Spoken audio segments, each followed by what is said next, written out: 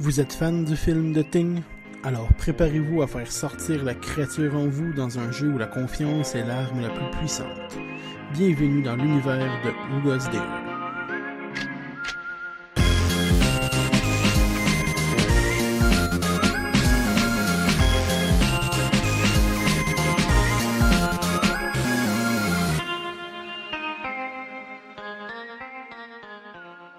Bonjour, bienvenue aux Deux de Pique. Aujourd'hui, j'ai la chance de recevoir un ami et un vieux de la vieille de YouTube. Hello! C'est JP Botello, Oui, c'est alias Arcade Rétro sur alias YouTube. Psy, alias Ah oui. Dans la série de Tester Alpha. C'est vrai, donc pour les fans de Tester Alpha, Je suis Psy! le méchant, c'est lui. Oui, j'avais anciennement une chaîne qui s'appelait Arcade Rétro, parce que je faisais des petites critiques de jeux d'arcade, mais maintenant, je le fais plus. Là. T'es encore là. Oui, t'es encore là, elle existe encore. J'ai toujours voulu la faire revenir à la vie, mais toujours un peu le manque de temps, puis un peu un nombre de temps X, puis tu choisis de faire ça, ou de le mettre dans d'autres projets que t'as. Mais il y a toujours ce petit côté-là de moi qui a envie de revenir. Pour les curieux, Arcade Rétro sur YouTube. Arcade Rétro sur YouTube ou Arcade Rétro sur Facebook. Là, je dois avoir un couple de trucs qui est encore là. Parfait. Donc aujourd'hui, on va vous parler d'un gros jeu. Quand même un gros jeu qu'on a acheté ensemble, qu'on a kickstarté ensemble, si on peut dire. Oui, mais on a fait un achat de groupe. On a acheté de groupe. Fait que chacun a fait un achat individuel, mais en groupe, ce qui te permet des fois de sauver sur le shipping ou de sauver un pourcentage X sur le montant du jeu. Fait qu'on veut parler du jeu Who's Got There? Non, c'est Who Goes There. Who Goes There? C'est pas Who's Got There. Pourquoi je fuck tout le temps ce titre-là? Je vais le laisser juste pour Qui va là? moi. Qui va là, si tu veux. Donc, Who Goes There, un jeu tiré du livre Who Goes There, Oui. qui a amené le film The Thing, Oui. un classique que je n'ai malheureusement pas encore écouté, mais que j'ai acheté. Ah, ok. Donc, je vais essayer de l'écouter. T'essaieras. Peut-être ça va te donner un peu de backstory au jeu de société. Ouais, parce que supposément que ceux qui connaissent le film ou le livre, Ils sont plus familiers déjà. ouais, connaissent un peu plus l'univers dans lequel on joue. Ouais. Donc, c'est un jeu sorti en 2018. Ça fait à peine un an, même pas. L'été passé. L'été passé. Qui est arrivé, ouais. Un jeu de 3 à 6 joueurs avec l'expansion. Oui, parce que je pense que c'est important de dire que tu as le core box qui vient avec 4 personnages. Ouais. Tu as 2 extensions de 2 personnages additionnels. Et si tu veux, nous, dans le fond, qu'est-ce qu'on avait backé sur Kickstarter? C'était l'édition Deluxe qui venait, c'est une grande boîte où, dans le fond, il y a les 8 personnages qui viennent à Les 2 l'intérieur. expansions et le jeu classique. Exact, c'est ça, mais dans une boîte. Tout est là. Une gigantesque boîte. Qui ne fit nulle part. qui ne peut pas rester nulle part. Donc ça, le jeu est âgé de 14 ans et plus. Oui, tout à fait. Qui est quand même assez important de préciser dû aux petites pièces et à la complexité du jeu. Je pense que c'est beaucoup en lien avec la complexité du jeu, parce que je pense qu'en bas de 14 ans, des fois, déjà avec des adultes, c'est un peu lourd à expliquer. Avec des enfants, peut-être qu'on s'y perdrait. À moins que vous ayez des enfants vraiment connaisseurs. Là. Smart. Mais bref. La durée d'une partie d'environ 2 heures, plus ou moins. Je pense que oui. Là. J'avais essayé à 6, j'avais essayé à 3, j'ai essayé à 4. Je pense que c'est minimum 2 heures, mais à peu près 45 minutes par joueur. Je me dis à peu près 2 heures, ça fait du sens. Donc, les designers du jeu, c'est Anthony Coffey et Jesse Lobé. On les salue s'ils nous écoutent, c'est important. Les gars, ça va bien? Vous parlez français? Merci de votre jeu. Merci de votre jeu. Ça a été édité par la compagnie Certifiable Studios. Certifiable Studios. Qui ont aussi créé un autre jeu que tu as vu au Kickstarter, D6. Qui est leur jeu tout de suite après. Ils ont eu une affaire Sugar Pony, je crois. C'est comme ouais, ils nous ont donné un petit avant-goût quand on le Kickstarter. Ouais, il y avait une carte qui venait déjà à l'intérieur. J'ai pas trop compris la mécanique. Pas dans le sens que je l'ai assimilé, je n'ai pas compris. C'est plutôt dans le sens que je ne sais pas comment que ça se joue. On l'a pas vu non plus. On l'a pas vu. Puis D6, je pense, c'est une version un peu plus comic book-ish de Donjons et Dragons, une manière un peu plus allégée. Tu as une carte d'aventure, tu as des aventuriers, tu as un paquet d'affaires. Je ne l'ai pas backé, donc je suis pas trop courant. Mais ouais, ça a l'air, selon la photo que j'ai vue, effectivement, ça a l'air du beau dé de donjon. Donc, pour en revenir au jeu, on va vous expliquer un peu le principe. En gros, c'est comme le film The Thing, une gang d'explorateurs, de scientifiques en Antarctique. Ouais. Qui doivent, qui font des recherches là-bas, tout est beau, jusqu'à la découverte d'un objet ou une créature étrange, une vie extraterrestre. Et tout au long du jeu, on doit survivre. Fait que vu qu'on est des scientifiques, n'y a pas d'armes, de mitraillettes, de shotgun ou quoi que ce soit pour se sauver. C'est vraiment... il y a des shotguns. Oui, il y en a dans le jeu, mais comme tel, c'est pas comme on s'équipe pas avec ça pour combattre. Non. C'est un couteau avec un là. morceau de métal puis de la corde. Exact. On trouve des objets qui nous permettent de crafter pour s'aider. Mais attendez-vous pas à partir en guerre à la Alien versus Predator. Là, c'est le basic minimum. Là. Il y a un côté de survie avec tout ce qui est devoir manger, devoir penser à te protéger. Les armes sont vraiment, tu sais, est-ce que je commence avec le gourdin, tout dépendant des ressources que tu as trouvées, le gourdin, puis après ça, un gourdin en feu, un gourdin avec des pics, ou tu commences en faisant un poignard qui va tranquillement se transformer en hache parce que tu as trouvé plus de bois, plus de métal et tout. Donc c'est ça, le jeu fonctionne en round. Chaque round de jeu, on a une quinzaine de rounds. 15 rounds au total dans le jeu court. Ouais. Puis 18 rounds dans le jeu allongé. Il y a une round supplémentaire qui se crée si on veut jouer plus longtemps. Exact. Dans les 5 rounds, il y a une round, c'est qu'on doit manger. Il faut commencer par manger. Si on ne mange pas dans le lot de cartes de la boîte, il y a une pile de cartes de vulnérable cards. Et dedans, il y a une carte sur les 12 qui est une carte tachée de sang. Je pense que tu as perdu le monde. Peut-être. Moi, je pense que c'est important de dire que, dans le fond, le but du jeu... Avant de parler du round, reviens-toi, c'est quoi le contexte du jeu? Ouais, ok. Donc, le but, c'est ça, de survivre une quantité X de round pour se sauver de... T'attends que l'hélicoptère y arrive. L'hélicoptère arrive au bout de 15 tours. Et là, les survivants, ceux qui vont avoir passé au travers des 10, 12 ou 15 rounds, vont devoir peut-être tenter de s'échapper en hélicoptère. Mais ça, c'est une autre paire de Oui. Donc ça, c'est pour l'univers, si on veut, du jeu. Maintenant, un petit survol de ce qu'il y a dans la boîte et des règlements. Oui, je pense, tu sais, t'as les locations du jeu, je pense, c'est 2 endroits très distincts, qui est l'intérieur de la base météorologique et l'extérieur de la base météorologique. L'intérieur, c'est là où tu vas plus trouver en 2 piles de cartes différentes, des items comme des medkits, de la nourriture, des choses que tu peux consommer. L'autre, c'est des items pour fabriquer, fait que du bois, de la corde et tout. Puis à l'extérieur, c'est là que tu vas trouver des items scavengés, dans le fond, des items perdus dans la neige, en 3 catégories différentes qui vont se débloquer au fur et à mesure que tu avances dans le jeu. 3 difficultés. 3 difficultés, ouais, c'est ça. Puis chacune de ces piles-là, c'est un peu comme si c'était de l'équipement, des trucs perdus dans la neige dans des caisses. Fait que tu vas devoir fouiller. Puis il y a un paquet de trucs différents. Peut-être une attaque du ting, peut-être tu vas trouver un gilet pare-balles. Tu risques de trouver des items spéciaux et des items qui vont t'aider à quitter avec l'hélicoptère. Des bonus, des hélicoptères bonus points, si on peut dire, qui nous donnent soit plus 1, plus 2 ou plus 3 points à la fin de la partie. Puis le but aussi, c'est un peu important de le préciser, il faut accumuler 6... Il faut avoir un total de 6 par joueur. Fait que si on joue à 3, ben, il faut accumuler un total de 18 points pour se sauver. Un coup rendu là, c'est vraiment un test de savoir qui embarque pas, qui est infecté, qui l'est pas. Fait que là, c'est un gros cassage de crâne, savoir qui part, qui part pas.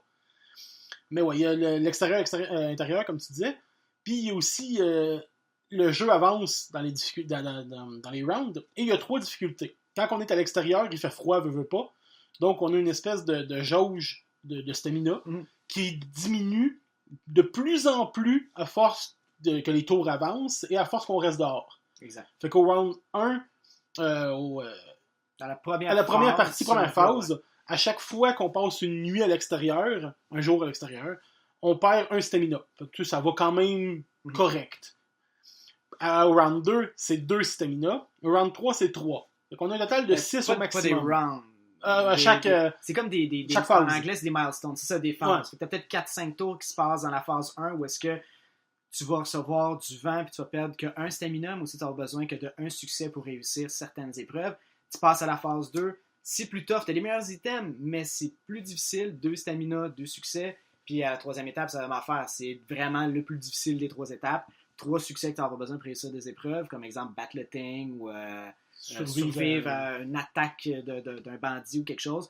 Et en même temps aussi de pouvoir le vent dans le fond qui va te faire froid dans le fond de 3 stamina que tu vas perdre aussi. Mais aussi plus que les récompenses sont alléchantes. Oui. Au début, c'est juste des plus 1, voire quelques plus 2 bonus. Puis la troisième phase, c'est des +3, des bonus qui nous permettent de rouler le dé pour avoir des bonus supplémentaires.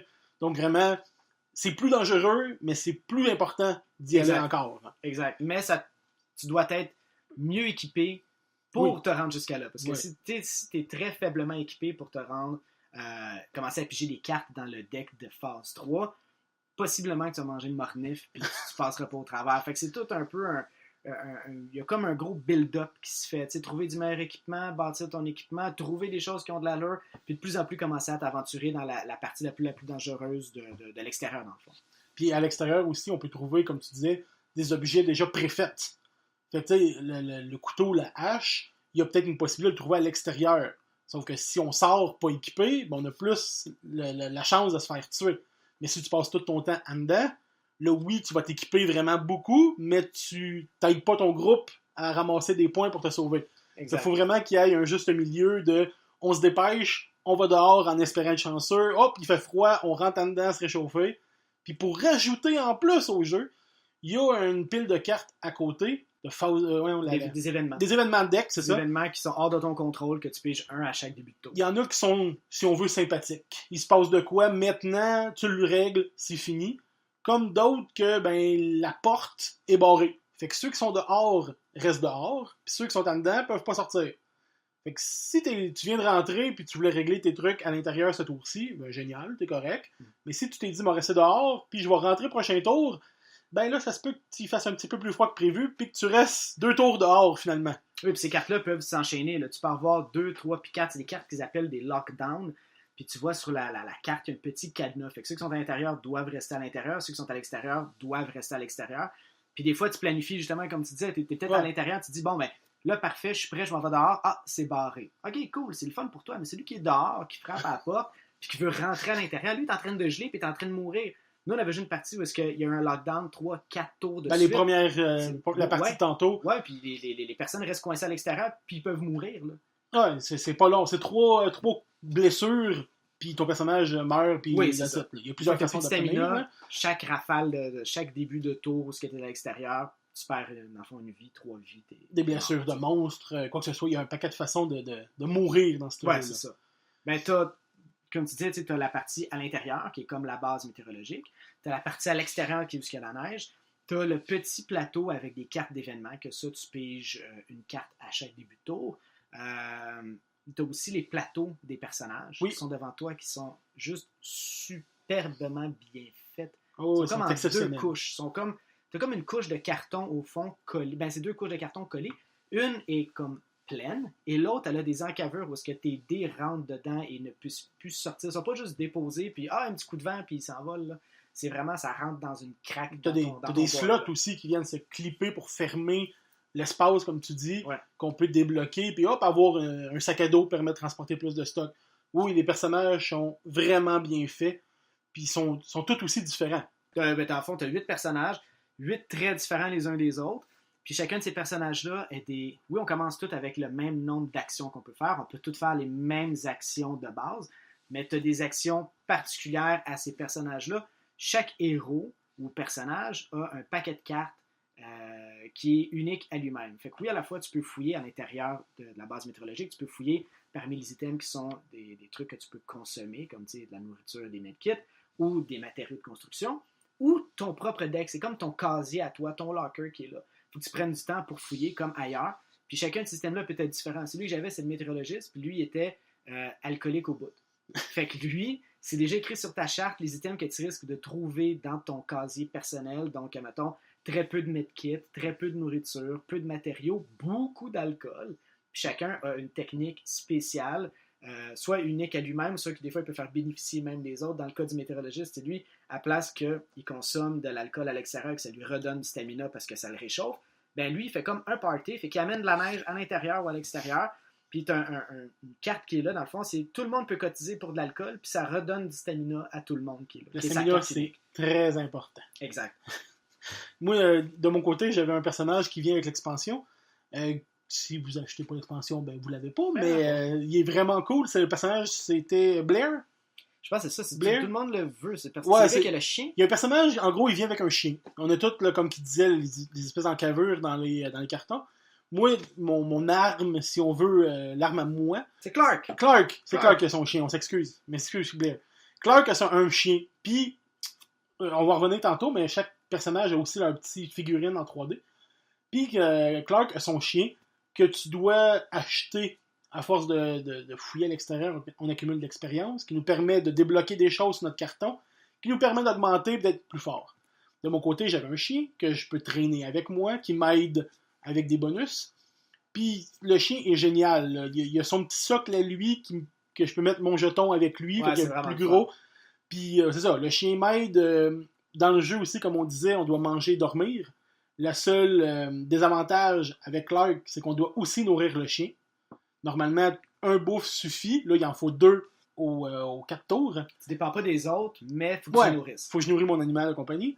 Et aussi, au moment de dormir, à chaque fin de phase, on doit dormir avec quelqu'un, sous peine de recevoir une vulnérable carte, qui nous permet peut-être d'être une team. Donc, Clark, ce qui est cool, c'est qu'il peut dormir avec son chien. Fait que lui, il est safe, il est de son côté, tout est beau, tout est génial, mais ça peut être louche. T'sais, on sait pas, il trosse pas personne.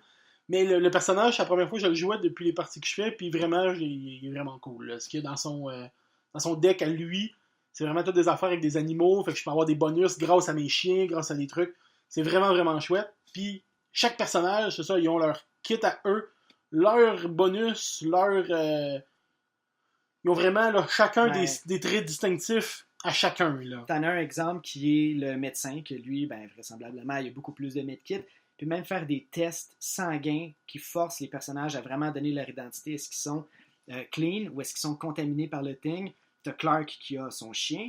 T'as Van Wall qui est un genre de mécanicien. Lui, il n'a pas besoin d'être à une place X pour construire des items. Il est beaucoup plus bénéficié à fabriquer des items. Besoin de moins de ressources. T'as Norris qui, lui, est plus un genre de psychopathe. Là. Lui, il peut avoir 2 fois la même arme dans ses mains, puis c'est une machine à tuer. Il peut avoir 2 haches dans ses mains, puis juste ravager tous les méchants qui sont devant lui. T'as Copper qui est le... C'est quoi? Dr. Copper. C'est le Dr. Copper, puis Blair, c'est un autre, c'est un biologiste. Ouais.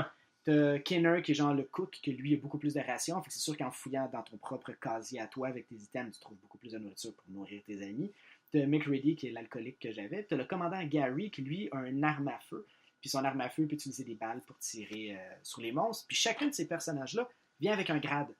Oui. Puis dans le fond, ce grade-là définit l'ordre de jeu. Fait qu'exemple, commandant Gary, premier joueur. Mick Ready, le météorologiste que j'avais alcoolique, deuxième joueur. Fait que c'est le tour d'ordre et c'est en cas d'égalité ou de situation où quelqu'un doit trancher, c'est toujours celui qui est le plus haut en commandement qui doit faire ça. Mais à la fois, il doit gérer toutes les pinouches du jeu. Oui. Celui qui... les cartes event qu'on parlait tantôt, les constructions, tout ça, ben c'est le joueur 1, donc le commandant Gary, s'il est en jeu, sinon on passe au suivant, mais qui s'occupe de tout. Fait que pour une fois, c'est pas moi qui l'avais, j'étais libéré de tout m'occuper de ce qu'il y avait sur la table. Ça fait du bien des fois. Mais ouais, ils ont chacun leur truc, c'est vraiment, vraiment chouette. Là. Mais il conseille que celui qui a le plus d'expérience prenne le personnage qui a le plus haut rang, dans le fond. Dans ce cas-ci, commandant Gary qui serait niveau 1 serait dans la partie, donne pas ça à un joueur qui n'a jamais joué au jeu et qui connaît rien, il est responsable de tout. Ouais. Fait que tu sais, prends le personnage puis donne un autre personnage à quelqu'un d'autre juste pour qu'il puisse catcher un peu le jeu, comment ça fonctionne. Il y a aussi, comme on expliquait tantôt, il y a une pile de cartes vulnérables. On est rendu là. C'est le moment. C'est le moment. C'est le moment du jeu. C'est pas juste un jeu le fun, c'est un jeu que tu ne veux pas devenir le thing, tu ne veux pas être l'hôte du thing et ça se passe avec ces cartes. Parce que au début du jeu, tout le monde est correct. C'est un jeu coop. Oui, il n'y a aucune raison de ne pas faire confiance aux autres joueurs en commençant. Fait que s'échanger des trucs, dormir, manger, quoi que ce soit, il n'y a aucune raison, tant et aussi longtemps qu'aucune carte n'est tirée. Dans les 12 cartes blanches, de leur côté face, une carte a une tache de sang. Au moment de piger cette carte-là, que ça soit en subissant une blessure, que ça soit de dormir ou de pas dormir seul ou pas manger, il y a une paquet de raisons. Et on pige une carte, on la regarde, on essaie de rester le plus neutre possible et on la met devant nous. Si la carte est blanche, tout est beau, tout est génial, il n'y a rien à te vouloir. Si par contre, la carte a une tache de sang, tu deviens l'hôte de la team. Ça veut dire que ton but ne change pas. Tu veux prendre l'hélicoptère quand même. Mais, le problème, c'est que plus tu as de cartes, moins les gens te font confiance. Parce que si tu as, exemple, on prend l'exemple que j'en ai une, puis que JP en a 6, ben si on se fie aux probabilités, il y a plus de chances de l'être que moi. Fait que les gens vont vouloir m'échanger peut-être des affaires. Moi, je peux jouer la carte de « Ah, c'est beau, pas de trouble, je te pique pas ». Il y a aussi, on a oublié, un petit clicker qui nous permet de montrer notre... C'est comme un petit rectangle noir Ouais. qui a un côté, une couleur, je pense que c'est vert, Vert et l'autre côté, c'est une tache de sang. Fait que quand tu vas vouloir montrer que ce soit vrai ou faux à quelqu'un ton identité, soit à travers un test sanguin ou à travers des raisons qu'on va expliquer tout de suite après, tu dois mettre le clicker du bon côté. Fait que c'est le fun, c'est comme un côté un peu de tension, tu donnes le clicker dans la main de l'autre joueur, tu le flippes, il regarde, il te le redonne. Fait que t'as comme une petite tension qui se crée à ce moment-là pour voir c'est quoi ta vraie identité. Ouais, puis là, les autres joueurs ne savent pas non plus. Non, ça se passe juste entre nous. Tu peux mentir aussi. Exact. Fait que, ouais, le petit clicker, justement. Fait que là, les probabilités sont là. C'est plus que tu as de cartes, moins que les gens vont te faire confiance. Mais là, à la fin, le but du thing, c'est quand même de partir en hélicoptère et de te sauver. Parce que tu veux, genre, te sauver pour aller te nourrir, puis sacrer ton cadeau de là. Donc, à la fin du jeu, il arrive une suite d'explications qu'on va vous expliquer, que même nous, des fois, on a de la misère. Ça mérite sa propre 5 minutes là, à expliquer. C'est quand même là. À la fin, tout le monde se révèle, puis hop, qui qu'il était, qui qu'il n'était pas. Puis se suit une quantité de sacre et de genre « Ah, mon esti, je savais que c'était toi! » Il y a vraiment beaucoup de façons de pouvoir devenir de thing, de pouvoir piquer quelqu'un. Ça rajoute vraiment une couche au jeu. Mais tu sais, en gros, le jeu, ça commence techniquement comme un jeu coop, où est-ce que tout le monde travaille ensemble, dans l'idée de rester non contaminé. Fait que vous devez vous donner de la nourriture, vous devez dormir ensemble parce que vous voulez rester le plus humain possible et pas faire face au thing à travers tous ces facteurs-là. Fait que là, le jeu commence en tant que jeu coop. Vous passez des tours et des phases jusqu'à temps que vous essayez d'aller à l'extérieur, trouver des items qui vont vous aider à fuir parce que vous devez, en équipe, avoir une somme de points pour pouvoir quitter avec l'hélicoptère. Et dans le fond, jusqu'à temps que l'hélicoptère arrive, vous devez aller dans ce genre de petite excursion-là à l'extérieur pour accumuler des points. Puis les personnages qui sont ensemble, ben, c'est pratiquement impossible que personne ne soit jamais contaminé. Le thing est toujours là. Vous n'êtes jamais le thing. Puisque le thing va vous attaquer à travers des cartes, le thing va vous attaquer à travers d'autres événements. Vous devenez un hôte du thing. Fait que vous portez comme le virus du thing. Fait que vous restez vous-même. Là. Vous continuez à agir comme vous êtes là, mais vous devez cacher cette identité-là de porteur du virus. Puis si vous voulez essayer de survivre et de gagner en tant que porteur du virus, c'est peut-être de contaminer d'autres gens qui vont joindre vos rangs, mais sans jamais contaminer tous les joueurs, parce que vous avez besoin d'un joueur humain dans l'hélicoptère qui va quitter. Ou sinon, le snack de route. Ouais, c'est ça. Parce que sinon, le thing reste sur la base météorologique et le thing ne survit pas. Fait que dans le fond, vous commencez en équipe, cette tension-là, cette petite paranoïa-là s'installe tranquillement au fur et à mesure que vous devez, malheureusement, piger des cartes de vulnérabilité. Une des 12 cartes que tu disais, qu'il y a une des cartes qui a une trace de sang, qui fait que quand tu piges cette carte-là, tu deviens le nouvel hôte. À la fois, tu vas pouvoir contaminer les gens en leur passant des clickers qu'on expliquait tantôt, mais en décidant de les contaminer, parce qu'un gars peut décider de rester, de non montrer son identité en gardant le clicker du côté comme non, je suis safe, j'ai rien. Il n'est pas obligé de piquer. Il n'est pas obligé de piquer. Il peut essayer de survivre seul, il peut essayer de survivre en équipe.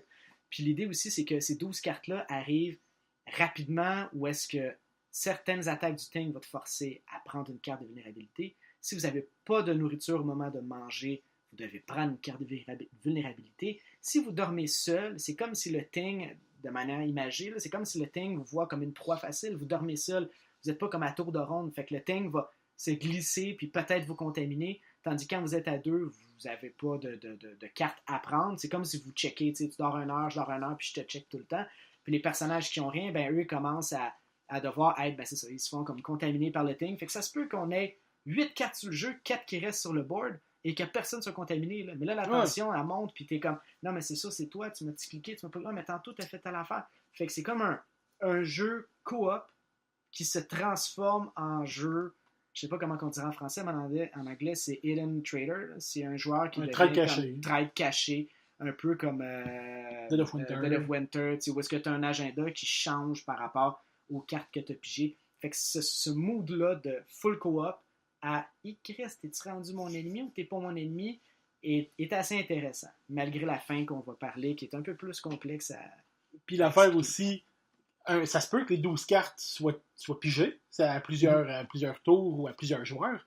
Puis sur le board, là où les cartes vont, il y a une écriteau écrit dans le sang qui est écrit Trust No One. Une fois que tu as toutes les 12, c'est sûr qu'il y a quelqu'un infecté. Si tout le monde dit qu'il l'est pas, bullshit. C'est quelqu'un. Si les 12 cartes ont été pigées, c'est obligé et sûr à 100% que quelqu'un vous ment. Parce que tu as toujours par la déduction, c'est facile de déduire la manière que le joueur a fait ses dernières actions, qui a été contaminé par qui, est-ce que lui est devenu contaminé après avoir dormi avec lui. Fait que c'est toute cette petite enquête-là paranoïaque que tu dois faire dans ta tête, mais aussi, comme on dit, certains personnages ont certaines cartes qui forcent, exemple, test sanguin, où je veux voir toi, est-ce que tu es contaminé. Fait que c'est des cartes, mais c'est juste ces personnages-là X. Mais qui sont des clins d'œil aussi au film. Oui, qui sont, c'est ça, exactement, c'est des moments clés du film. Le Dr. Copper, dans la scène du film, ce que je me suis fait raconter, c'est qu'il y a une scène, ça a l'air mythique, où c'est qu'ils font un test sanguin à chaque personnage. Exact. Où c'est qu'ils prennent une goutte de sang, qu'ils la mettent sur un truc, puis si ça réagit ou si ça réagit pas.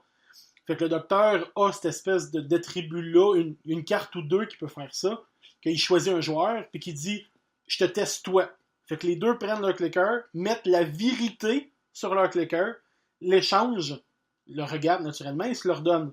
Donc là, c'est du bluff. Hey, je t'ai vu qu'il était un traître. Ou ça se peut que le docteur soit lui-même une thing. Ben oui, puis aille tester quelqu'un. Aille tester quelqu'un qui l'est aussi, en disant comme c'est beau, je l'ai testé, il est correct. Pour enlever le doute sur lui. Fait que c'est vraiment genre beaucoup de stratégie. Ben, il y a de la stratégie, veut pas. Mais c'est vraiment comme. Ça se peut que le docteur spotte quelqu'un qui joue mal ou qui agit en cabochon, puis que le gars soit bien correct. Ou qu'il soit juste chanceux, puis que la carte d'après, hop, il devient la thing. Mais pour l'être lui-même, le docteur décide de faire le test sanguin, de lui voir, juste pour ses yeux à lui, les deux tests sanguins, et mentir en regardant le joueur, il dit « Je le savais que t'étais le thing », puis le joueur est comme « Ben voyons donc, ben non, lui, il est vraiment pas, c'est le docteur qui l'est », mais ça pose tous les doutes sur ce joueur-là. Ouais. Parce qu'une fois que t'es de thing, tu peux décider de ouvertement attaquer les joueurs. Oui, tu as une attaque que le Ting peut faire, qui est une attaque pour savoir si en même temps que tu l'attaques, est-ce que tu l'as contaminé ou non. Fait que le Ting, 1500 cotes au mur, peut décider d'attaquer. Fait que c'est le joueur en soi qui décide d'attaquer, mais sous forme du Ting. Et un joueur qui doute fortement que tel autre joueur est le Ting peut décider de l'attaquer à son tour. Fait que le joueur peut accoter, il peut tuer un autre joueur et finalement révéler l'identité qui est un humain normal. À la fin de la partie. Fait que tout le temps, tu penses avoir tué de Ting, tout est beau, tout est correct, puis à la fin, tu apprends que tu es un humain, puis que c'était l'autre qui était de Ting, que tu es embarqué avec, puis que tu as perdu. Oui, parce que tout le long, il y a cette petite tension-là qui s'installe, qui devient un peu, pas maladroite, mais c'est parce qu'à la fin du jeu, une fois que tous les tours sont faits, une fois qu'on a cru, qu'on a comme fait un peu notre investigation, à savoir qui est peut-être de Ting, combien d'items bonus qu'on a réussi à avoir pour rentrer dans l'hélicoptère, pour partir, on a la maudite phase de l'hélicoptère.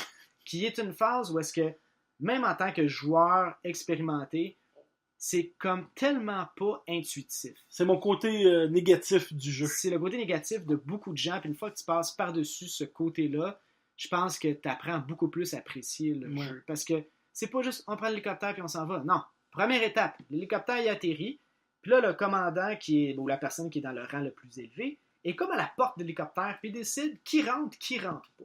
Fait qu'il peut y avoir des joueurs qui décident de ne pas rentrer. Il peut y avoir des joueurs qui commencent à s'accuser. Moi, je rentre si lui, il rentre pas.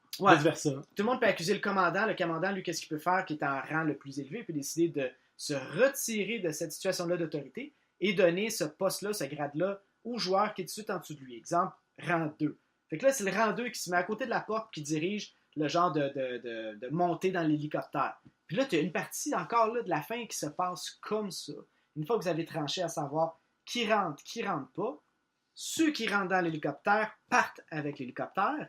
Puis à l'intérieur de l'hélicoptère, c'est à ce moment-là qu'on montre notre vraie identité. Que ce soit ceux qui restent ou même ceux qui partent, tout le monde se révèle. Et là, avec le clicker, encore une fois, et là, c'est une autre partie de la fin. On doit rouler un dé de bonus qui nous permettrait peut-être de gagner ou pas. Mais de Ting, dans le fond, s'il a rentré à l'intérieur de l'hélicoptère, rajoute ses points au point global. Fait que, c'est exemple, on doit accumuler 18 points pour s'en sauver. Le Ting a accumulé en bonus, on va dire 10 pour faire un chiffron, ben les autres joueurs doivent accumuler 28.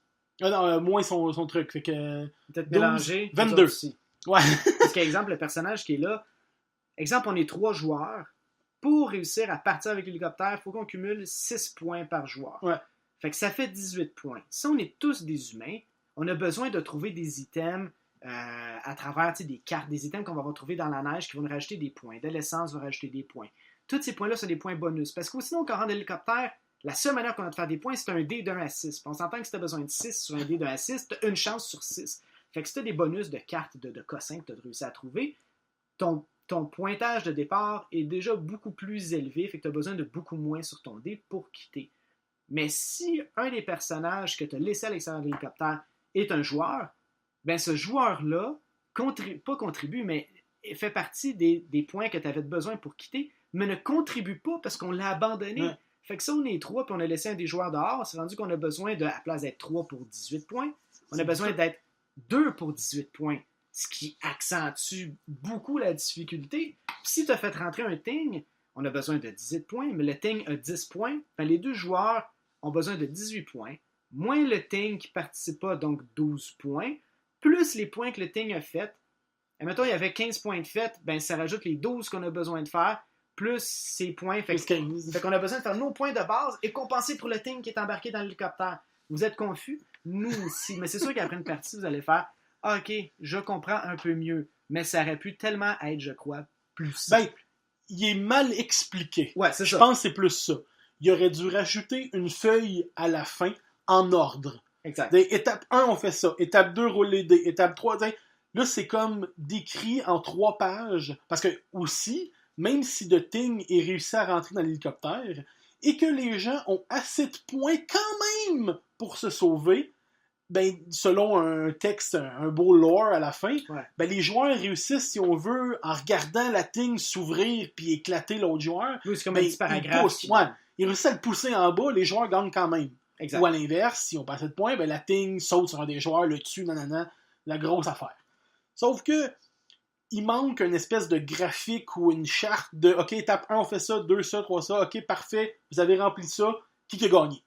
Exact. Je pense que c'est ça qui manque. Parce que c'est quand même bien écrit, mais mal créé. Puis surtout que tu arrives... Pour la fin, on parle. Le reste du jeu est génial. Tout le reste du livret est parfait. C'est vraiment cette partie-là qui, en plus, c'est pas un début de tour. C'est quelque chose que tu n'as pas le choix de faire à la fin de la partie. Tout le monde est un peu stressé. Tout le monde est comme, ouais, mais tu sais, avoir su ça, j'aurais peut-être pas fait ça. Fait qu'en gros, définissez, avant de rentrer dans l'hélicoptère, qui est le leader et qui dirige cette opération-là. Définissez qui rentre, qui reste à l'extérieur. Je pense que c'est vraiment la première étape, par étape. Qui rentre, qui sort. OK, vous avez décidé, parfait. Maintenant, ceux qui sont à l'intérieur et ceux qui sont à l'extérieur dévoilent leur vraie identité. Puis à partir de là, vous ferez vos calculs avec la valeur de points nécessaires. T'sais.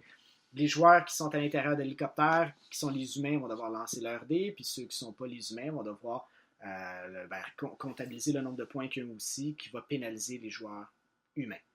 Ouais, je mélangeais à mon explication, mais ça fait du sens une fois que vous allez vouloir jouer, mais ça aurait pu être beaucoup plus simplement expliqué, ou du moins expliqué différemment. C'est le fun aussi que même si tu penses avoir perdu, tu peux gagner. Oui. Tu sais, t'as comme, même si c'est la fin puis que la Thing a gagné, whatever, il y a quand même une chance, une possibilité que l'humain gagne pareil. Tu sais, il y a vraiment... Tu sais, je dis pas de réduire ça à genre, t'as rentré, il y a une Thing, la Thing a gagné. T'sais, non, c'est le fun d'avoir une charte de pointage. C'est ça. Tantôt, le joueur 3 avait beaucoup plus de points que nous. On était limite obligé de partir avec. Moi qui étais joueur 1, Charles joueur 2, ben, on se disait, tu sais, est-ce qu'on est capable à 2, admettons que cette personne-là, c'est le Thing, est-ce qu'on est capable à 2 de combler les points nécessaires pour quitter les genres de 12 points qu'on avait besoin? Fait que là, c'est vraiment commencé à être un calcul dans notre tête. On a décidé, je pense, d'embarquer tout le monde dans l'hélicoptère. C'était la Thing, finalement. C'était la Thing. Mais avoir su, si on l'avait laissé dehors, on aurait eu besoin de 12 pour 2. Ouais, 12 on aurait points, gagné. Qui était le dé qu'on devait rouler chacun et les items à points qu'on avait accumulés parmi notre séjour, parmi notre partie. Mais finalement, le Thing avait beaucoup plus de points. Puis faisant partie de l'hélicoptère, elle arrive, elle dit, ben moi j'ai 14 points moi seul. Puis vu que je suis un Thing, je rajoute pas ça dans le pool de points. Je fais juste, c'est vous pénaliser avec tous ces points-là. Fait que c'est des points qu'on doit compenser pour. On n'a déjà pas ces points-là. Fait qu'on a comme perdu. Fait que tu sais, un joueur qui est seul à être de Ting doit quand même être méticuleux dans son infection des autres joueurs parce qu'il doit s'assurer qu'il reste au moins un humain dans l'hélicoptère. Si vous retrouvez 3 Ting dans l'hélicoptère, vous avez perdu les 3. Ben, s'il y a 3 Ting dans l'hélicoptère, dans le fond, il y a un miss aboard ou un truc du genre. Personne à rendre. Ou c'est que, ben, vu que tout le monde est dévoilé, on peut plus faire genre, ah ben là, moi je suis correct. T'sais, on sait déjà qui est traître, qui est pas traître. Fait que dans le fond, l'hélicoptère revire de bord. Puis on le sait, puis on le sait pas. Ben, c'est au si moment joueur que... 1 infecte joueur 2, non, mais je parle à la fin. Joueur 3, c'est pas que le joueur 1 est infecté. À la fin, un coup qu'on est dans l'hélicoptère, et que tout le monde est infecté dans l'hélicoptère, selon l'espèce de charte encore là, mais l'hélicoptère vire de bord, s'en retourne au... parce que le Ting ne peut pas survivre seul. Il doit avoir un snack en route. Faut qu'il mange un humain. Exact. Fait que l'hélicoptère tourne de bord, retourne au campement, puis là, ben, si les humains ont assez pour prendre l'hélicoptère seul, ben hop, ils peuvent partir puis ils ont gagné. Mm-hmm. Mais encore là, si moi je suis la Ting, je pique JP, JP devient mon allié, moi je le sais, mais là JP lui dit, ben, on joue à 3, ça se fait moins, mais à plusieurs, si JP décide de piquer un autre, l'autre fait comme, ok, là, c'est JP le Ting, parce qu'on sait pas qui est l'host. Fait que là, ben, JP c'est le Ting, mais là, ok, ben moi, m'en emmener un autre avec moi. Fait que là, finalement, tout le monde autour de la table est une Ting, on vient de perdre. Exact. Puis s'il y a trop, s'il n'y en a pas assez, ben là, le Ting pourra peut-être pas partir. Il fallait garder un genre de humain qui lead l'évacuation avec l'hélicoptère pour finalement nous amener comme en terre ferme. Fait que, ouais, je pense que ça explique bien le jeu. Je pense que ça donne une idée du jeu avec la petite fin confuse, mais les explications, je pense quand même, sont là. Le jeu, il est crissement bien écrit. Le livret, il est super beau, qui est, je pense, la première des choses qu'on doit dire.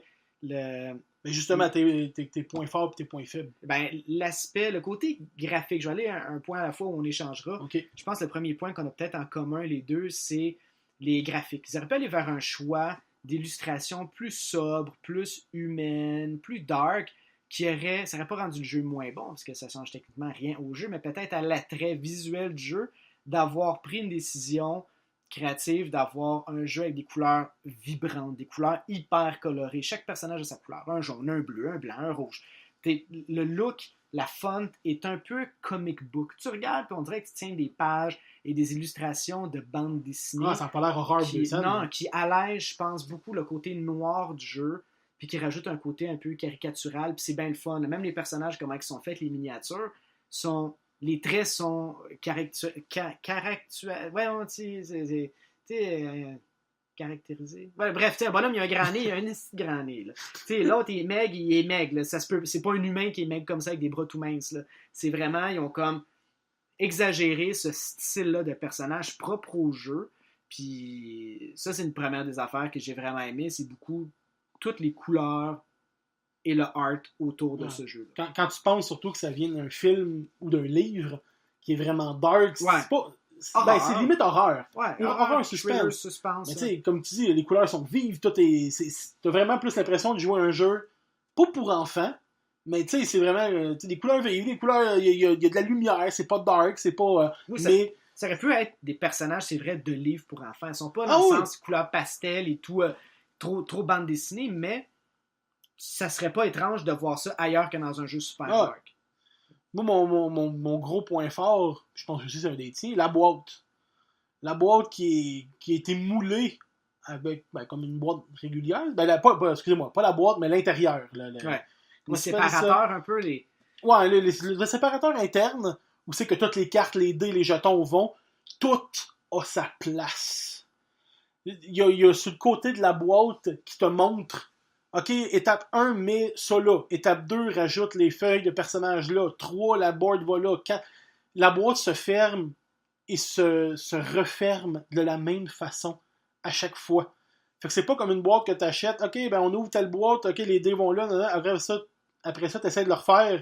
Puis là, bon, la boîte ferme plus. Ou à la cote. Puis là, ben, elle est à moitié fermée. Ouais. Là, tout a sa place. Puis les créateurs, ils nous écoutent pas, mais je m'en fous, je les remercie. J'ai plastifié mes cartes dues au prix du jeu, parce qu'on n'a pas dit le prix, mais ça vaut à peu près 100$ canadiens. Là, c'était, t'as la version de base. Ouais, la base, c'est une soixantaine US. Soixantaine américain. Puis t'as l'édition, avec les extensions qui sont quoi, $20? Une vingtaine de $ chaque. Et l'extension, la version que nous a pris Deluxe, avec les extensions à l'intérieur, était combien? C'était 120 quelques avec le shipping. Canadien. Avec le shipping, ok, c'est ça. Fait que disons, mettons, un beau 100$ pour le jeu, qui est, pour le prix, honnêtement, génial. J'ai Zombicide, j'ai payé plus cher, puis je suis peut-être pas déçu, mais presque. Mais oui, tout a sa place. Puis oui, les cartes, je les ai plastifiées, c'est ce que je veux dire. Et il y a de la place pour les cartes. Pour plastifier. Les cartes rentrent, ils ont laissé un jeu exprès, ils ont dû le tester, je ne sais pas, mais les cartes rentrent parfaitement là où ils sont censés aller, plastifiées. Fait que je me suis pas fait avoir à plastifier mes cartes, puis à racheter un truc en plus pour les mettre. Non, tout rentre, tout est beau. C'est juste, j'ai rien à dire là-dessus. Là. Tu vois que tous ces aspects-là, certaines compagnies peut-être ou certains créateurs négligent ça, puis à l'opposé, t'en as qui pensent comme ça. T'en as qui ont dû acheter des jeux, payer 100, 125, 150 et se faire chier à justement avoir des boîtes qui ne referment plus. Ces gars-là, ils ont pensé à ça. Ils ont dû penser à ça depuis le début du processus. Ils ont dessiné l'intérieur de la boîte. De un, je trouve qu'un item, admettons que tu achètes sur Kickstarter ou déjà un jeu de société, c'est un item un peu de luxe. C'est un item de collection. Quelque chose que tu veux pas. Une belle grande boîte qui donne la jouabilité. C'est pas juste tu as payé 100$, tu joues 2 fois, puis c'est fini. C'est quelque chose de beau, de rejouable encore. Puis quelque chose que tu veux. Tu veux que quand tu ouvres ta boîte, ça soit propre à l'intérieur. Tu as des compagnies qui ont une boîte, puis qui donnent, je sais pas comment tu appelles ça, mais genre juste un genre de slider en carton pour empêcher les cartes de bouger. Une fois que tu crées ça dans les vidanges, là, tout est lousse dans ta boîte. Tu as des compagnies qui se spécialisent à vendre des genres de séparateurs. Eux vont prendre l'espace pouce carré qui est à l'intérieur de ta boîte, vont te vendre un kit à 60$ que tu vas mettre en petit bois à l'intérieur ou en plastique, puis toutes tes choses vont bien rentrer, bien ranger, tandis que là, ça fait déjà partie du prix. Tu as tous tes paquets de cartes, puis c'est pas juste qu'à la place, c'est écrit comme, admettons... dans le moule comme tel. Oui, c'est ça, dans le moule, c'est écrit, admettons, Character Workshop, ça t'est écrit WKRSP. Fait que tu sais que c'est la stash de Workshop va là. Fait que t'es pas en train de les mettre aux mauvaises places. Fait qu'il y a de la place pour toutes, et tout est écrit. D'un, tous les jeux doivent avoir une boîte avec des séparateurs comme ça. Je serais crissement content déjà d'acheter un item puis d'avoir des beaux séparateurs en plastique avec tout ça. Seul point, 2 points, je pense, plates de la boîte. Un, c'est que cette boîte-là ne fit pas couchée dans aucune tablette ou calax. Fait que t'as pas le choix de la mettre debout. Puis quand tu la mets debout, tout crisse son camp de sa place bien placée. T'sais, il est fait pour être comme couché. Puis justement, la forme de la boîte rentre pas dans un trou modulaire. Toi, t'avais une anecdote, là. T'as un sac avec des board games. J'ai Kickstarter. Ma copine m'a acheté pour Noël le sac Kickstarter pour les fans de board game. Gloomhaven rentre, qui est un des plus gros jeux supposés sur le marché. Puis mon jeu rentre pas dedans. Le August Dare rentre pas dedans. À cause de sa forme carrée. Il est pas carré en plus. Il est rectangle. Il est rectangle, mais très carré. Oui. Puis il est gros. Fait que couché, debout, en diagonale, j'ai tout essayé, même de le mettre dans le milieu, en espérant les zippers pour pas les forcer. Il n'y a rien à faire. Fait que c'est, depuis toute la collection que j'ai, c'est le seul jeu que je dois transporter ailleurs, alors que j'ai un sac à 200$. C'est l'aspect qui est dommage du mais en même temps, avoir acheté le jeu classique avec les expansions à côté, là, c'est ça, la boîte de luxe, les expansions viennent avec. Mais avoir acheté la boîte classique, il aurait fité. Tout serait beau, tout serait correct. Mais avoir le Deluxe est autant un avantage parce que tout est dedans, tout est beau, tout est bien. Mais un désavantage parce que tu peux pas le trimballer nulle part, puis que le mettre debout, tous les personnages glissent, tous les jetons sont plus à sa place.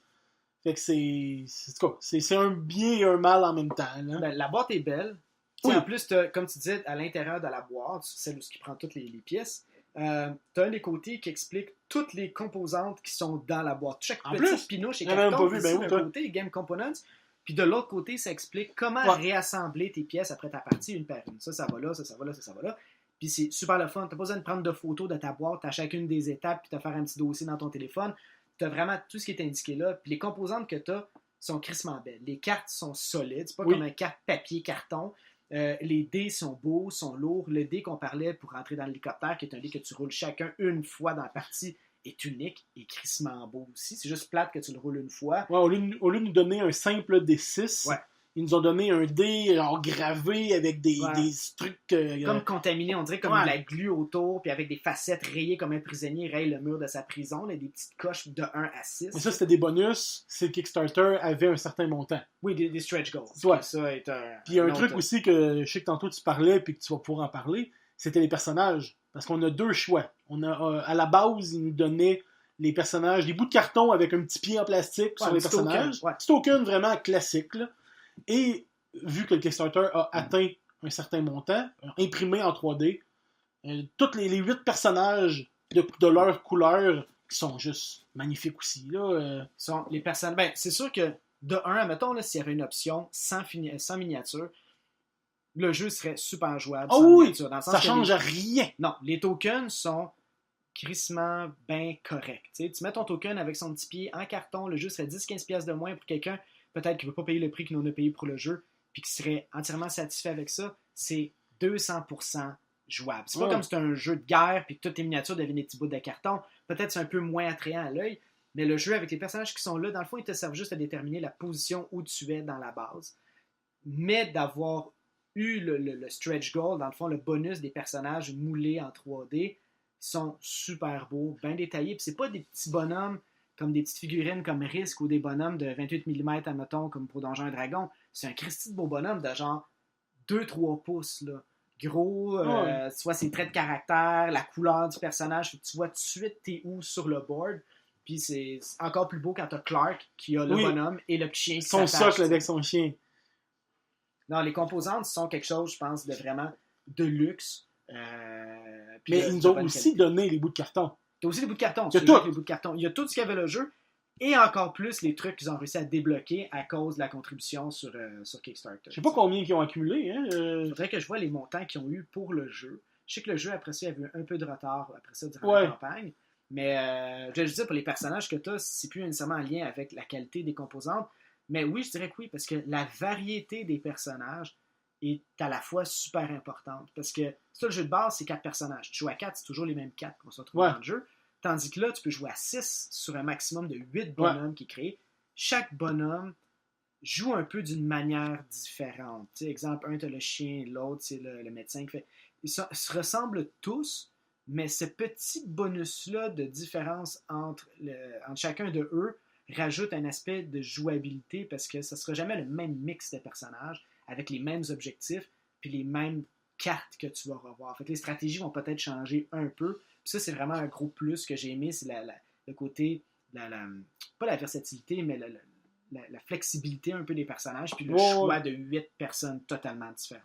Non, c'est vrai que juste jouer avec le jeu de base, comme tu dis, t'en as 4, t'as les 4 mêmes, puis un coup que t'as passé les 4, il arrive ce qui arrivera, tu sais. Mais là, c'est ça. En ayant 8 joueurs, on a 8 personnages, on a plus de rejouabilité aussi, tout ça. Parce que j'ai joué à 6, puis à 6, j'avais... Peut-être qu'à 6, c'est mieux d'avoir 6 joueurs qui ont minimum joué déjà une partie. Parce qu'à 6 joueurs, je trouvais que c'était long. Maintenant, j'étais celui qui avait joué au jeu, devoir expliquer et réexpliquer aux gens. Il faut vraiment que tes joueurs soient hyper intéressés au jeu, qu'ils aient une concentration, puis qu'ils soient genre assidus à ce qui se passe, puis ce qu'ils peuvent faire comme choix. Parce que quand j'ai joué à 3 puis 4 joueurs, on dirait que c'était le sweet spot. À 5, 4, selon mon site de Board Game Geek, ça dit que 5, selon un vote populaire, ça dit que 5 c'est le best. OK. Fait que moi j'ai joué, je crois, à 5, puis c'était quand même très très bien. Là. OK, parce que j'ai pas aussi, ça s'éternise 4 heures, 5 heures, 6 heures. Puis les tours aussi, on n'en a pas vraiment parlé, mais c'est pas compliqué. Là. Un tour une fois qu'on a fait 1 ou 2 tours, là, ça se ressemble. Tu fais tes actions, tu te promènes, tu sors, tu rentres, tu fais tes trucs. Puis il n'y a pas genre de grosse stratégie à la risque ou quoi que ce soit. De OK, ben si l'autre fait ça, moi je vais faire ça. Non, tu fais ton tour, tu te heal, tu t'arranges pas de fight sur, tu t'arranges pour que tes amis survivent aussi en même temps que toi. Puis tout le monde, le but c'est de s'aider tant ou son temps qu'il n'y a pas personne de méchant. Là. Surtout c'est que tu as, exemple, 6 dés qui vont être 5 dés initialement qui sont alloués à ton personnage. Un 6e qui est débloquable après ça avec l'expérience. Mais tu as 5 dés, puis tu as différentes actions que tu peux faire. J'ai un exemple, fouiller dans le casier de ton propre casier personnel, 2 dés. OK, fouiller maintenant dans le workshop pour trouver du bois ou des clous, des trucs pour faire une arme, 2 dés. OK, il me reste 1 dé, je fais quoi? OK, ben je peux me réchauffer ou je peux me déplacer. Mais tout ça, ça se passe vite. Fait qu'on parle de piger une carte et rouler un dé pour savoir si tu as un stamina. Tout ça, ça va vite. Puis après ça dépend des cartes que tu as dans tes mains. Tu as des cartes que tu peux jouer sans action, exemple te guérir, ou une carte d'adrénaline qui te donne une action de plus. Mais tu n'as pas une grande chose à penser à ton tour. Tu sais, ça se passe en dedans de 5 minutes, tu es supposé de l'avoir vraiment joué en dedans de 2 minutes. Puis tu peux prévoir ton tour aussi. Oui, tout à fait. Rien va modifier ta façon de jouer selon ce que l'autre va faire. Il y a peut-être des choses qui vont urger. Exemple, toi, tu dis, affaire, je vais rentrer à l'intérieur, puis quelqu'un pige une carte qui détruit une porte qui sépare l'extérieur de l'intérieur, mais peut-être que la chose la plus urgente et importante maintenant n'est plus ce que tu avais planifié, c'est peut-être d'essayer de la réparer. Mais personne ne peut nuire à tes plans. Fait que ta stratégie reste la même, puis après ça, c'est un petit peu ta manière de la faire qui va devoir changer puis s'adapter. Ouais. Moi, le seul point faible, je crois, vite comme ça, c'est la fin. Il manque un diagramme, un tableau, quelque chose, étape par étape de la finale. Je pense que c'est juste ça, personnellement, qui manque. Mais le reste, Je l'ai fait pour ma copie. Je suis allé sur les forums de Board Game Geek. J'allais regarder comment est-ce que les gens expliquaient aux autres comment que ça se déroulait. J'ai pris ça, plus une partie de comment que c'est écrit dans le livre, puis je me suis fait un document Word. Okay. J'ai juste moi-même expliqué, voici première étape, deuxième étape, troisième étape. Je l'ai expliqué dans mes mots pour que je puisse après ça la réexpliquer comme ça aux joueurs. Puis si dans le fond, c'est ça qui est plate, c'est que moi-même, je me suis fait un annexe compréhensible pour jouer au jeu, mais je la garde dans la boîte de mon jeu. Fait qu'après ça, oublie les 4 pages qui t'expliquent ça à la fin. Je prends ça, puis j'ai comme un diagramme qui dit « As-tu fait ça? Oui, ça, ok, ça, puis ça, puis ça. » Puis that's it. C'est ça. C'est le seul point négatif. Le jeu est, j'irai pas à dire parfait, mais le fun est là, le stress est là, toutes les couleurs, tout est là. J'ai genre rien à dire sur ce jeu-là, sauf le qui est moins intuitif. Ouais, la fin est un petit peu moins intuitif, comment c'est expliqué. T'aurais aimé que tu arrives à la conclusion, puis ça soit comme un genre de climax, au lieu de faire « Ah, qu'est-ce qu'on est supposé de faire là? » T'aurais aimé que ce soit intuitif, puis que tu comprennes un peu ce que tu étais en train de bâtir tout le long de la partie, puis que tu en comprennes la conclusion, autre que là, c'est 6 x 2 moins 3, toi, t'avais rajouté 12, t'es plus dans le jeu, tu ne rajoutes 12. Là, ça devient un cours d'algèbre, t'es comme « Mais qu'est-ce que c'est ça? » Juste tantôt, le dé qu'il fallait qu'on roule, je voyais pas quand le rouler. Ouais. Il aurait fallu, justement, là, OK, étape 1 fait ça, OK, rendu à l'étape 3, vous êtes embarqués, tout, roulez un dé. OK, le dé, parfait, ça contribue à non. Là, il a fallu que j'aille voir où est-ce qu'il y avait le dé qui disait dans son paragraphe à lui, rouler quand le monde sont embarqués.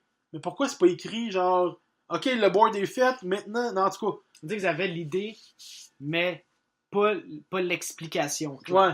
Qui était, oui, un côté négatif. Moi, j'ai peut-être 2-3 autres affaires. Tu sais, j'ai peut-être... Je mettrais peut-être le jeu un côté lourd pour les débutants. Oui, c'est sûr que c'est pas un jeu débutant, ça. Si tu n'as jamais vraiment joué à des jeux débutants, c'est pas un jeu où est-ce que tu amènes du monde qui n'ont jamais joué. Peut-être que ça marche s'il est bien entouré, bien parrainé par des joueurs super le fun puis qui maîtrisent le jeu. Mais tu commences pas avec quelqu'un qui n'a jamais joué à un jeu à ce jeu-là. Il va être perdu avec les pinouches, avec les tokens qu'il va avoir devant lui, avec peut-être l'amplitude de l'explication de la fin, que même nous, en tant que joueurs, on doit essayer de comprendre. Fait peut-être cette idée-là, mais si tu es bien entouré, je pense que ça marche. Le deuxième côté, je dirais encore une fois, je crois que 6, c'est peut-être trop intense, trop long. C'est trop long, trop lourd. Peut-être que si t'es 6 qui ont déjà joué puis qui maîtrisent le jeu, ça va plus smooth puis ça se passe super bien. Puis un autre côté peut-être qu'on n'a pas parlé, c'est l'intensité du jeu à la fin, parce que le côté joueur et le côté personnalité des gens peut ressortir à la fin du jeu. Ouais. Quand tu es rendu devant l'hélicoptère, parce que c'est toute l'opération de rentrer dans l'hélicoptère, là, c'est différent parce que les personnages doivent s'obstiner en restant leur personnage, rester dans le rôle de suis-je infecté ou non, commencer à argumenter avec les autres. Fait que tu veux pas que ça devienne une histoire personnelle. Tu veux pas argumenter et dire, ben voyons donc, Chris, tu peux pas me faire... C'est un personnage, c'est un jeu.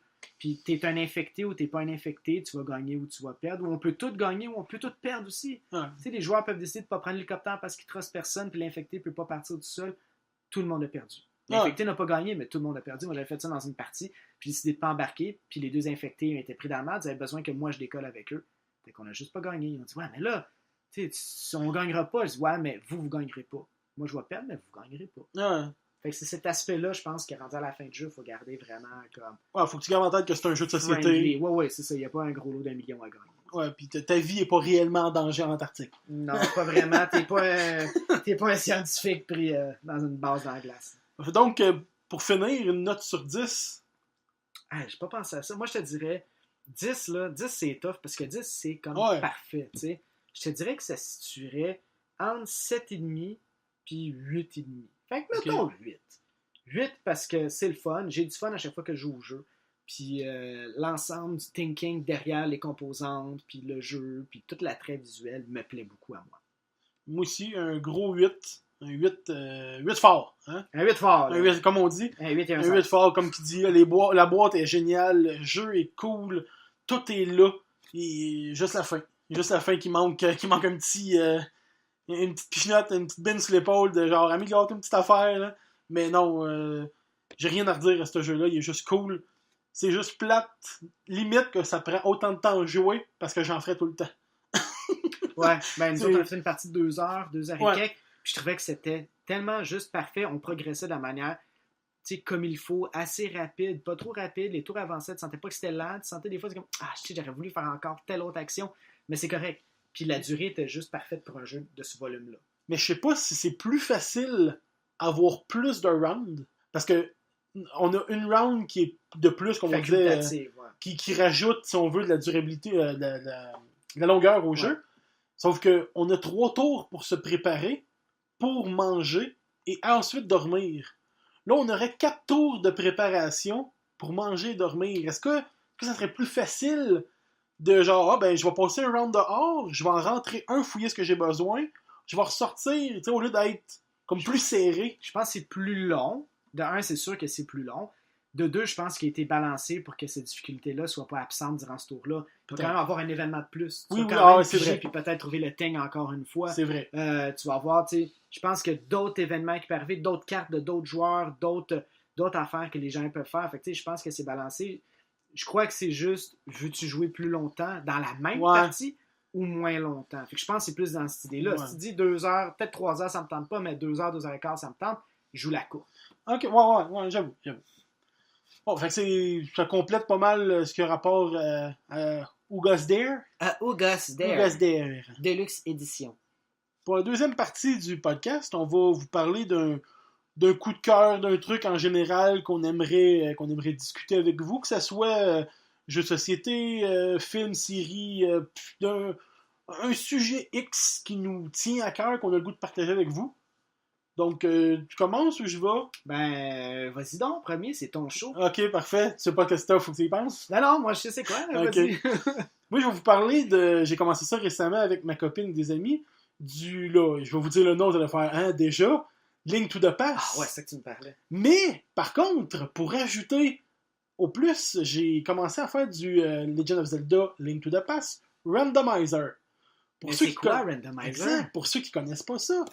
En gros, on joue naturellement dans l'univers de Link to the Past, le jeu du Super Nintendo, sur ROM, naturellement, sur ROM émulateur. Le problème, c'est que tout ce que tu es censé trouver dans des coffres a été changé de place. Donc, il y a plusieurs modes qu'on peut changer. C'est vraiment là, une panoplie de choses à modifier.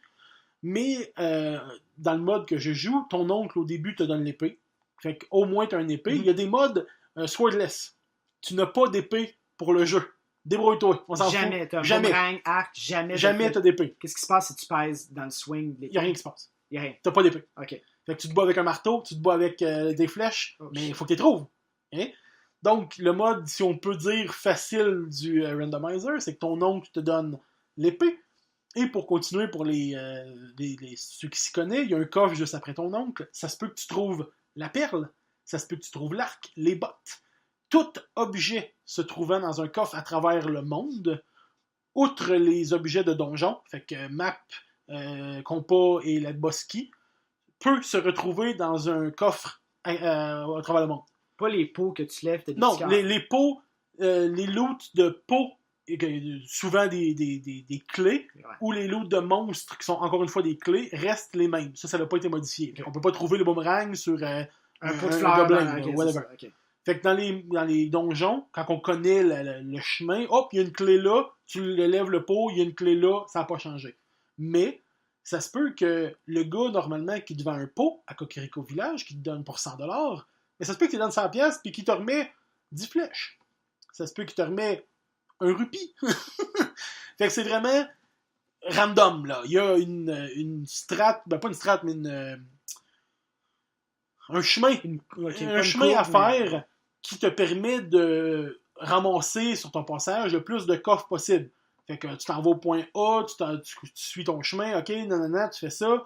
Là, ben, ça joue avec, tu restart pour aller ailleurs, ok, prends le coffre qui est là, continue. Fait qu'il y a vraiment une course à faire qui te permet d'accumuler le plus de coffres possible.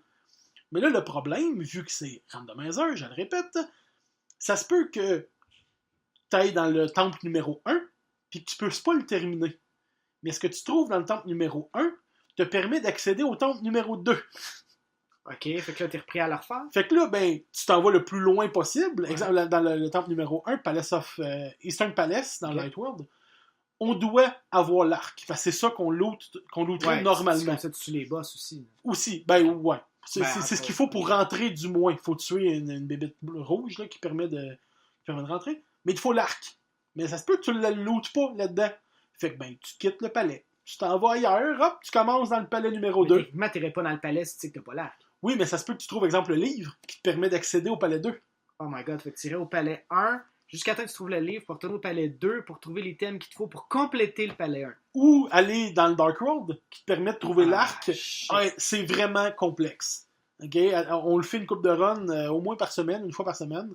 Je suis rendu à 4h30 de run complète.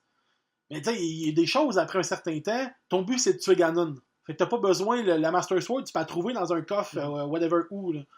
Fait que ton but, c'est de tuer Ganon. Fait que tu le sais que les 3 médaillons, t'as pas à les faire. Parce que ton but, c'est de trouver la 2e épée pour aller tuer Ganon. Fait que t'as pas besoin. Il y a 3 palais sur les 10. Ouais, sur les 10 à faire que t'auras peut-être pas besoin de faire. Un coup que t'as tout, tu t'en vas à Ganon Tower, tu tues Ganon, clic, t'as fini, c'est réglé. Fait que ça se peut que t'aies même pas besoin de tout ramasser. Tu s'entend qu'il faut que t'aies déjà joué au jeu. Quelqu'un qui a jamais joué à Link to the Past va être vraiment perdu. Honnêtement, dans ma tête en ce moment, là, je pourrais pas jouer à Link to the Past régulier parce que j'ai une run que je fais, que normalement, la run que je fais, je vais peut-être ramasser 3-4 corps de cœur, des flèches, des bombes. Là, je trouve les gants, je trouve le livre, je trouve 2 pots, que je trouverais pas normalement là. Puis pour en rajouter le King Zora, ça cumule 500$ pour qu'il te drop 3 bombes.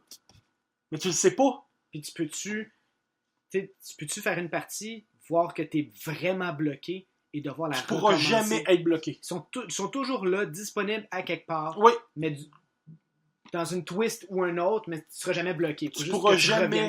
Exact. Tu pourras jamais. Le jeu, on a fait une coupe, là, puis souvent on était comme, ben voyons, j'ai tout ramassé, ça fait 3 fois que je fais le tour du château.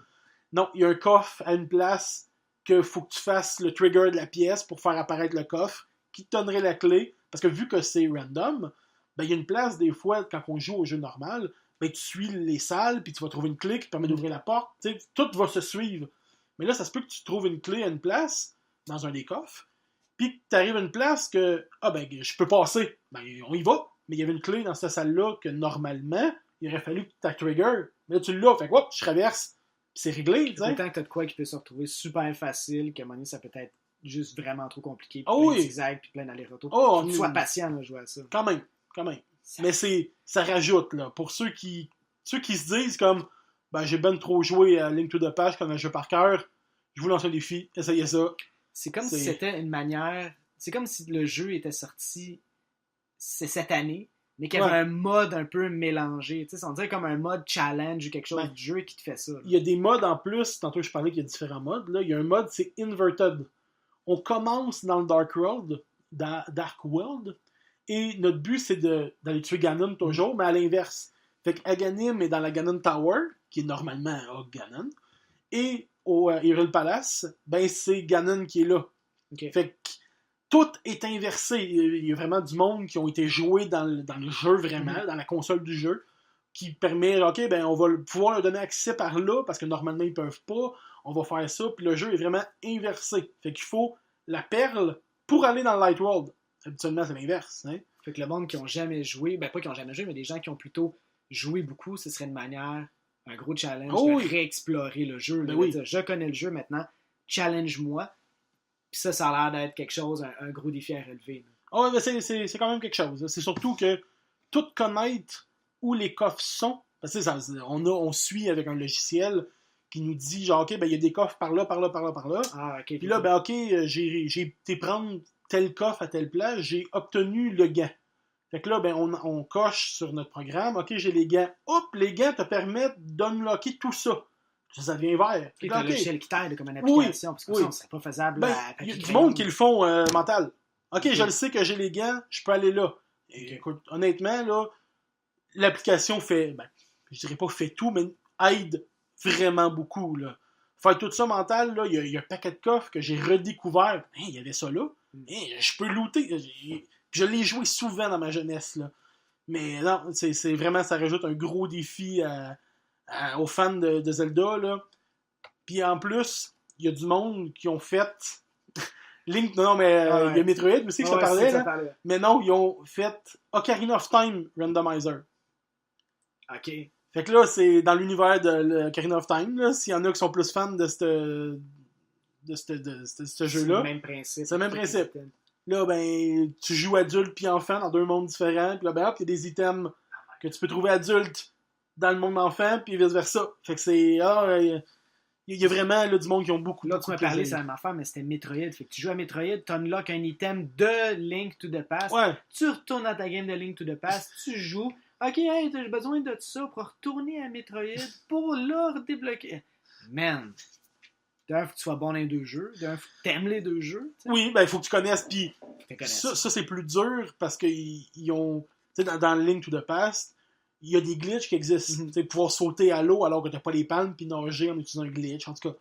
Mais le jeu comme tel est fait en fonction de nos glitches. Okay. T'es pas censé briser le jeu comme tel.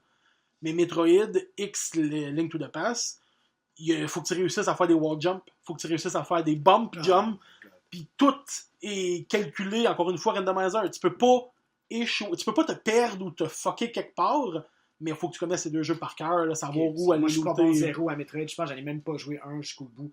Moi non plus, je suis pas un gros fan. Là. Mais non, sérieusement, là, pour les fans de Link to the Past, là, essayez ça, là, un beau gros défi, là, c'est quelque chose. C'est quelque chose. Moi, de mon côté, mon coup de cœur, l'année passée, tu m'as fait découvrir Donjons et Dragons. Ma faute, c'est ça. tout de ta faute, ça. Moi, j'ai toujours trouvé que c'était super intéressant d'évoluer dans un univers interactif, narratif, puis mettre dans notre tête. Tu sais, oui, tu as le support de miniatures sur des boards, puis des planches quadrillées pour les combats, et tout, mais tout se passe quand même dans ta tête. Puis je trouvais ça super intéressant, mais j'ai toujours eu un genre de pseudo-préjugés. J'ai toujours trouvé que c'était comme dans le pic du côté geek, tu sais, dans le pic de Chris, t'es devant rien. Devant, genre, un papier, un crayon, puis t'es comme... T'imagines un univers si riche, mais avec rien qui le supporte sur ton imagination. Fait que j'ai toujours fait comme... Donjons et Dragons est un peu le stéréotype du geek. Oui, tout à fait. Tu te dis, genre, je suis geek, tu joues à Donjons et Dragons. Non, pas nécessairement. Avec une cape, tu fais des voix. Ouais, c'est ça. Tu sais, il y a de tous les genres, là, mais tu sais, nous autres, quand on a commencé à jouer, tu m'as parlé de ça. Ah, c'est ça. Je disais, ok, je vais essayer de comprendre un peu comment que ça se joue, la mécanique, le personnage. On a commencé aussi avec la 5e édition. Oui, qui est plus simple. Qui est plus simple pour des nouveaux joueurs, du moins. Moi, j'ai commencé à jouer, j'ai aimé ça, j'ai aimé la manière que ça se déroulait. Nous autres, on jouait sur l'ordinateur. Fait que, on avait Roll20 qui nous aide à avoir des boards, des personnages, puis tout. Puis il y avait toi, puis il y avait d'autres gens aussi avec qui je jouais qui étaient des joueurs plus expérimentés. Puis ça me permettait de me sentir plus en confiance dans mes choix, puis plus de gens ressources à qui me retourner quand j'avais des questions. Puis ça m'a permis aussi de démystifier un peu ce que c'était. Parce que j'avais toujours, justement, c'est plate à dire, je suis super geek, mais j'avais ce méga préjugé-là de voyons comment que ça se passe autour d'une table dans le sous-sol en train de raconter des histoires, là, ça fait pas de sens. Puis j'ai toujours été comme intéressé par le médiéval, le fantastique, Lord of the Rings, Game of Thrones. Ah, ok, je vais essayer ça. Puis quand on a joué, j'ai vraiment trippé sur la manière qu'on raconte les histoires, la manière qu'on vit ces histoires-là, les choix qui nous sont offerts. Fait que c'est une partie genre pièce de théâtre, une partie jeu vidéo, une partie imagination que j'aime beaucoup. Puis je pense que j'ai eu comme cette piqûre-là. On a recommencé après ça une deuxième campagne ensemble. Puis moi, de mon côté, j'ai commencé à créer, dans le fond, une campagne comme de toutes pièces, d'un univers qui n'existait pas. Je reste dans l'univers fantastique, médiéval, puis tout. Mais de commencer à écrire ça, c'est le fun parce que tu crées un univers de toutes pièces, tu crées un jeu de société. C'est comme si les règles de D&D, de Donjons et Dragons, étaient des règles de base, la fondation d'un jeu, mais après ça, tu peux un peu créer ce que tu veux, comme tu veux. Mais même les règles peuvent être modifiées. Oui, tu peux tout T'sais, changer. Oui, c'est un livre de règlement, veut pas, mais encore là, c'est au libre choix des joueurs et du DM de faire ce règlement-là, moi j'aime pas ça, j'aime mieux peut-être, ok, tel sort, je le trouve trop fort, C'est toujours à l'interprétation du maître du jeu, c'est lui qui crée l'univers, il sait où ce qui va amener les personnages, sans qu'il semble que c'est trop facile, sans que ça soit trop difficile. C'est pas comme un jeu où est-ce que t'es un maître et tu dois tuer tes joueurs. Tu sais, c'est pas comme un jeu où est-ce que t'es 1 contre 4 joueurs. Ouais. Non, t'es le scénariste, réalisateur, producteur de ton propre film ou de ta propre série, puis tes joueurs sont tes acteurs. Fait qu'ils jouent à travers ce show-là. Si t'es pour les tuer après 15 minutes, tu peux bien les tuer et dire « Et un ouragan arrive et vous étouffe et vous êtes mort. » Mais pourquoi d'abord avoir joué à cette affaire-là complet?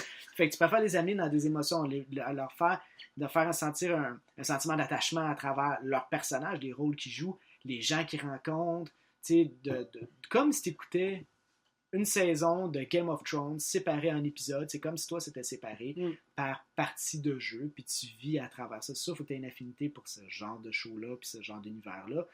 Mais d'avoir découvert ça m'a donné vraiment la piqûre de créer mon monde, créer mes affaires. Depuis 1 an, là, je me fais des petites maquettes là, à la maison. Là, j'ai l'air d'un espèce... C'est encore plus geek que le préjugé que j'avais de Donjons et Dragons. Tu me faire des bateaux. T'es devenu ton propre préjugé. Je suis devenu mon propre préjugé. Je suis victime de ma propre image que j'avais eue. Puis, tu sais, je me fais des niveaux, puis tout. Puis moi, j'aime bien, tu sais, montrer l'univers qui est là, puis l'illustrer, tu sais.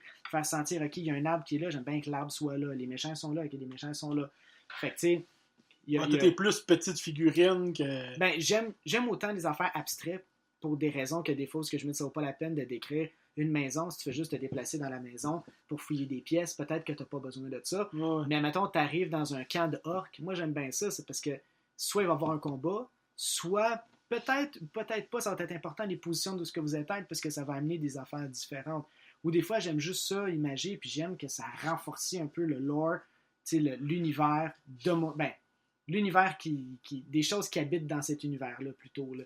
J'avais fait un marché, qui éventuellement, il y avait eu une bataille dedans, mais j'avais fait le marché là, avec une statue qui est là, avec un gars qui sculpte une statue à côté, avec des marketplaces pour aller magasiner des affaires. J'aurais pu juste dire, vous êtes dans un marché, ça pue le poisson, qu'est-ce que vous voulez acheter, t'sais? J'aurais pu enlever ça, mais je voulais que ce moment-là soit important, puis je voulais faire sentir aussi à mes joueurs qu'ils étaient importants pour moi. Parce que dans un monde vivant. Oui, dans un monde vivant, c'est grâce à eux aussi que ce monde-là existe, puis que l'histoire continue d'être là, tu sais, puis ça motive à la fois de créer des set pieces, de créer des scènes comme ça, puis à la fois pour eux qui fassent, ok, si j'étais pas ici, je retrouverais pas une scène comme ça avec un bateau de pirate dans un coin puis un autre bateau à gauche ailleurs. Fait que tu sais, je veux pas dire que c'est du donnant-donnant, mais j'aime voir mes joueurs être un peu émerveillés parce que j'essaie de leur présenter, tu sais, en toute humilité. Puis j'étais comme, ok, mais ça c'est le fun, je veux leur montrer des univers. Mais des fois, ils marchent dans de la boîte, puis je fais pas un terrain avec du gazon, puis tout, tu sais. L'invasion d'un camp de bandits pour aller sauver des esclaves. Moi, je trouve que c'est important. Peut-être que je place des barricades,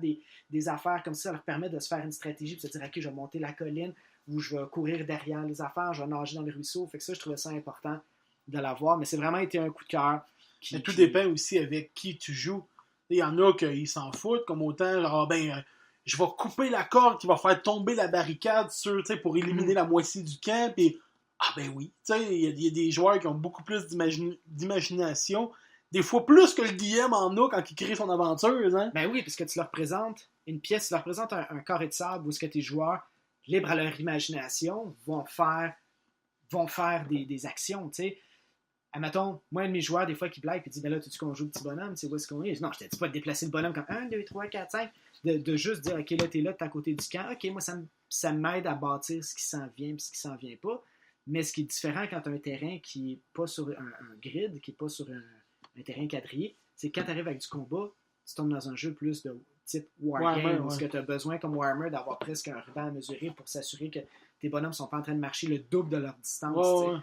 Fait que c'est ça un peu que j'essaie de remédier. Mais oui, les joueurs peuvent faire ce qu'ils veulent. Moi, j'ai fait un camp de bandits. Je ne sais pas c'est quoi la stratégie que mes joueurs vont avoir. Moi, j'essaie d'avoir 4, 5 ou 6 possibilités d'ouverture. Puis il y en avait un, je donne un exemple. Il y avait un bandit qui faisait une patrouille qui voulait éliminer. ben, les 2 joueurs ont pris le bout d'une corde. 2 des 3 joueurs ont pris un bout d'une corde, sont attachés autour du torse, puis ils la tiennent dans leurs mains très fort. L'autre qui est un sorcier, il peut faire un petit spell qui peut prendre une main. Puis il fait comme une main magique qui peut aller à quelques pieds de lui. Fait qu'il a fait un nœud coulant sur sa corde à l'autre bout. Avec sa main magique, il a pris le nœud coulant, il l'a passé au-dessus de la tête du bandit, et la main magique a ouvert les doigts, laissé couler le nœud, puis les autres joueurs qui étaient de l'autre bord du lac, qui ont tiré la corde. Moi, j'avais jamais pensé à cette chose-là. Fait que c'est comme merveilleux de voir des joueurs qui se disent « Hey, on peut faire ça ». Ils l'ont fait, puis moi, il faut que je le gauge dans cet univers-là. Il faut que j'essaie de voir comment on fait pour faire ça. Il n'y a aucune limite à ce que tu peux faire à part t'aider. Pas de limite. C'est ça qui est magique. C'est ça qui m'a donné la petite piqûre de jouer à la fois en tant que joueur, puis d'évoluer en tant que maître du jeu. Bon. Bien content de t'avoir fait découvrir ça d'abord, puis d'avoir brisé tes stéréotypes. Tout de ta faute. Bon. Donc, ben c'est... ça fait déjà 1h15 qu'on parle. Tu voulais faire un show d'une demi-heure? Ben non, ça dépend. Mais oui, c'est la fin, JP. Oui, c'est la fin. On est rendu au plug. Donc, si jamais on va te retrouver pour X raison... Écoute, pour X raison, il y a ma vieille page d'Arcade Rétro sur Facebook. Mais il y a toujours, ou sinon, sur Facebook, il y a moi, ou sinon, sur Instagram, JP, c'est J-E-Y-P. Botello, B-O-T-E-L-H-O. Fait que je pose des fois des affaires de gaming, des fois des affaires de vie, de famille et de couple, mais un peu de tout. Parfait. Donc, pour ma part, on peut me retrouver sur la page Facebook Les Deux de Pique, la page YouTube Les Deux de Pique, et sur Podbean et iTunes, on peut retrouver les épisodes, les anciens épisodes et les futurs. Les Deux de Pique. Toujours Les Deux de Pique. Hein. Faut répéter le nom du show plus souvent, c'est ça le but. Les Deux de Pique. On va avoir une petite voix en arrière. Les Deux de Pique. Donc, ben merci beaucoup, JP, d'être passé. Hey, merci à toi de l'invitation. Fait que, ben, à une prochaine fois. Oui, une prochaine fois à la radio nationale. Yes. Merci. Ciao.